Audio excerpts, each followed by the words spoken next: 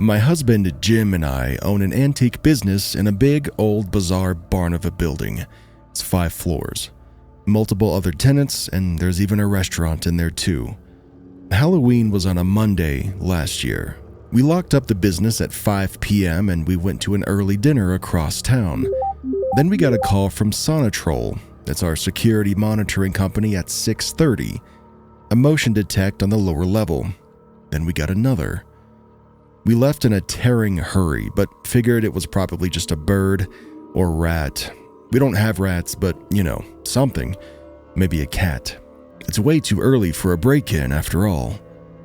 I went inside the main level upstairs and disarmed the alarm and started fumbling noisily with the keys in the big iron gate, one of many that separate the floors at night. Jim checked the perimeter outside for signs of a break-in and saw nothing. The doors and the windows were all intact. Definitely, absolutely a bird, or a rat, or a cat.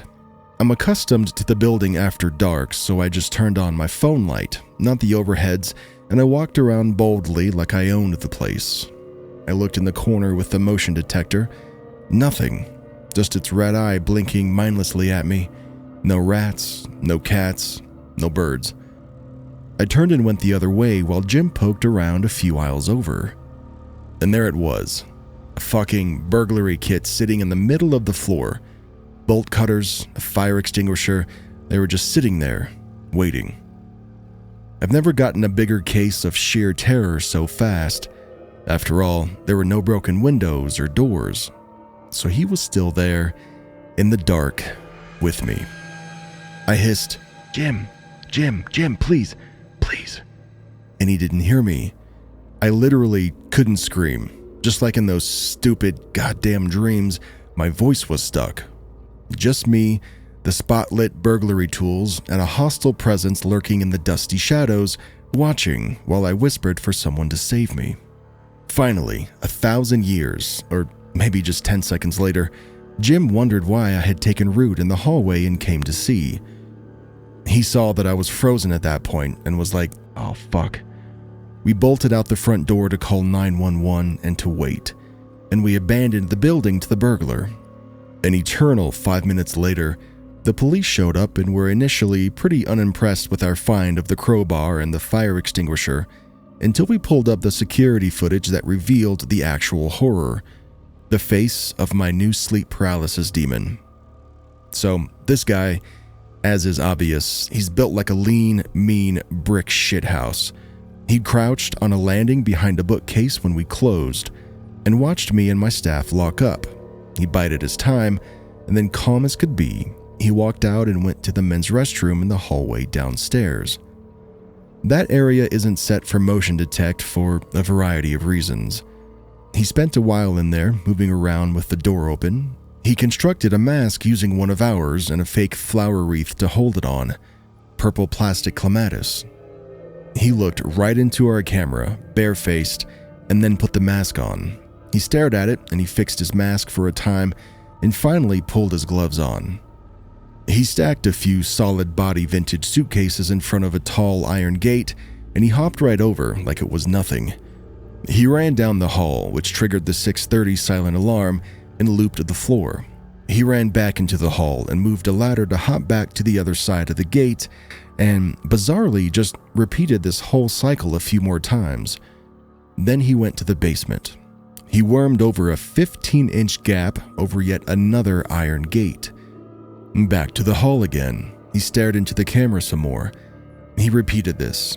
He was moving fast, up and over, back and forth, upstairs and downstairs, almost parkour style.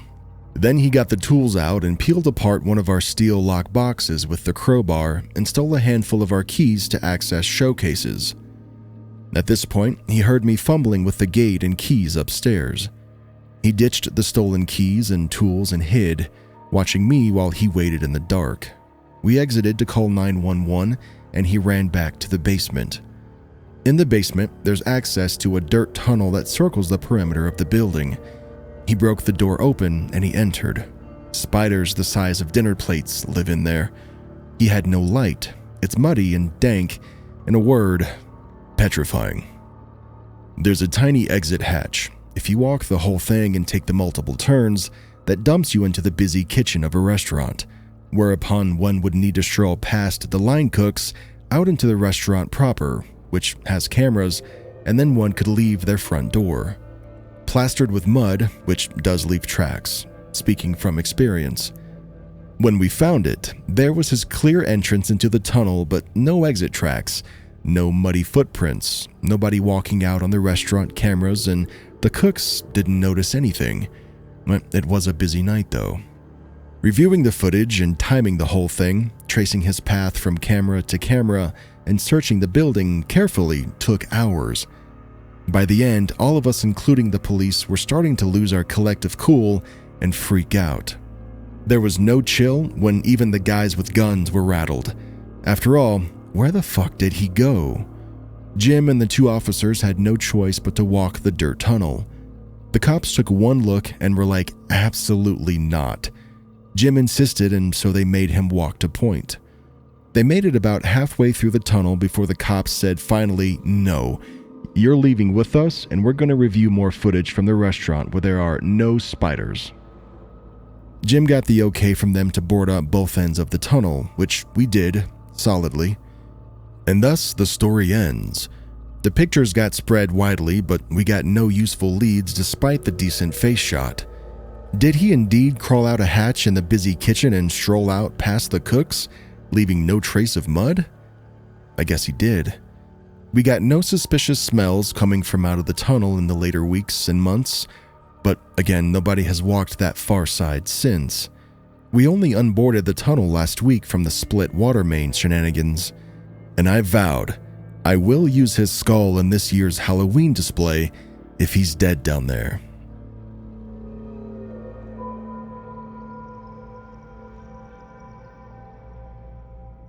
It was my turn to take the kids trick-or-treating. The previous year it was my wife's, and we trade back and forth every year.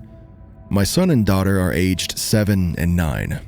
Usually I stay on the street while my kids go up to the different houses to collect candy. After about half an hour of walking around, we came to one of the more popular hotspots for candy collecting, a main street in the neighborhood. Lots of really cool decorations and animatronics on people's lawns. So I became a bit distracted and stopped watching my kids as closely. At one point, they came back from a house accompanied by another girl about the same height as my daughter. She was wearing a weird homemade mask, like a cardboard cutout or something.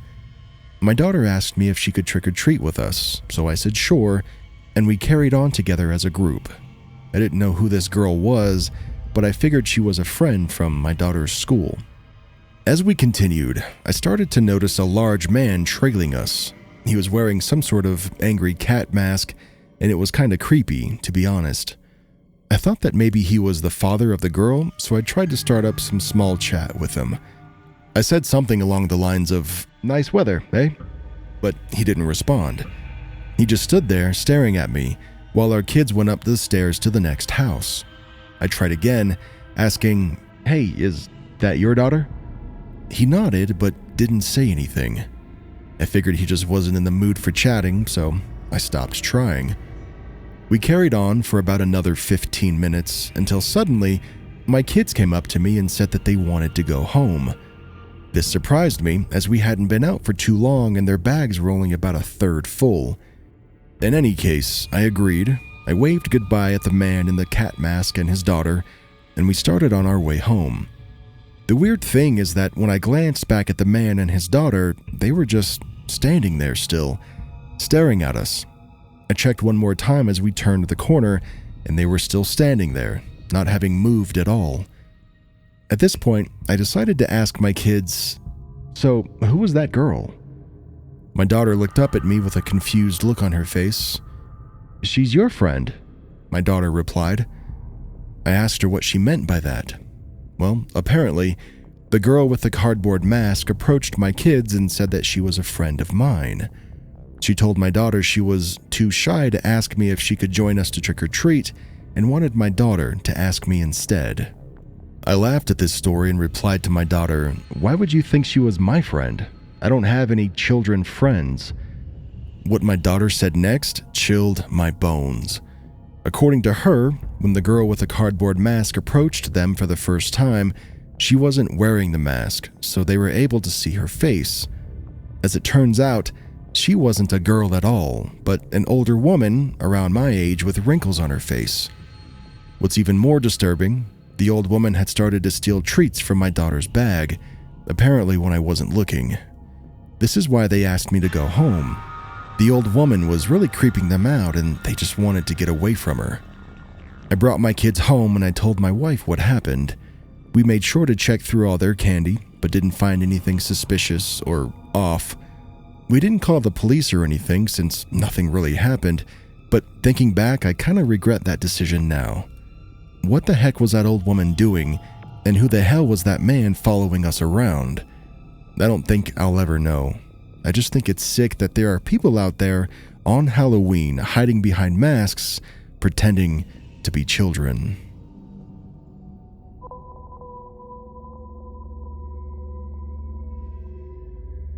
This happened to me while I was in my first semester of college. Out of respect, I won't name the school. Now, this encounter I experienced with 6 other girls. Where we stayed used to be a hospital where kids who were terminally ill were sent many moons before it was turned into a school. This happened on Halloween. It was a Friday night, and the majority of the girls went out for the night. As the night was coming to an end, we got wind that the lights were knocked out in our dorm. There was a huge ice storm that was coming through that night, and it knocked out the entire campus's lights. So me and my friend got a ride back to the dorm around 2:30 a.m. As we drove back onto campus, it was completely dark besides the car lights from people that were getting back from a night out. Also, it was a rainy ice mixture coming down pretty good, so it made the dorm look really scary. We get into the dorms, and the girls who stayed behind were all camped out in the TV room area for the night. They said when the lights went out, a lot of stuff started happening, and this is where they stayed until morning. The only light that we had was the emergency lights that only light up half the hallways, while the other side was completely blacked out. This gave the whole dorm a dark and creepy feeling. My roommate was gone for the weekend, so I would have been all alone in my room, but my friend, her roommates, and a couple of other girls decided to stay in my room with me, thank goodness. It was about 3 a.m. when we got all settled in and ordered some pizza because we were all kind of drunk and hungry. The pizza came and we sat in the dark with our flashlights eating and talking. Now, one by one, everyone started falling asleep. My friend and I were the last ones kind of awake. My bed was right by the door, my friend was on her mattress on the floor by the door, and the other girls were all squeezed together on the floor on the opposite side of the room. All of a sudden, in the dark, you could hear laughing and giggling, kind of far off in the distance. I just laid there because I didn't know what to think, but I stayed quiet and I didn't move. The laughing and giggling got louder and closer. It was like every 10 seconds they got louder. Now I could hear them on the other side of the building on our floor. By this time, my friend on the floor whispered to me, "Hey, do you hear that?" "Shh, be quiet." I was terrified and I didn't know what to do. The other girls finally, all at one time, said, "What is that?" Now we could hear what sounded like kids running towards our side of the building. I was honestly shaking now, and one girl started to cry, and I told her, "Shh, they'll hear us." As I'm saying this, the kids are running towards our side and they stop right outside our door. Then the doorknob starts to jiggle lightly at first, and then it got a little more aggressive. I told my friend on the floor to look under the door to see who was there. She looked, and no one was there, and then the knob stopped moving. She jumped in bed with me, and then we heard the kids laughing and giggling and running, but this time they were moving away from the door, and eventually they faded away. Now, me and my friend didn't go back to sleep after that. We were too scared to, and when the lights finally came on, we got up and got ready for school and headed out for the day. We never really talk about what we experienced that night, but it was so scary that I know I wouldn't stay in the dorm if the lights were ever knocked out again like that.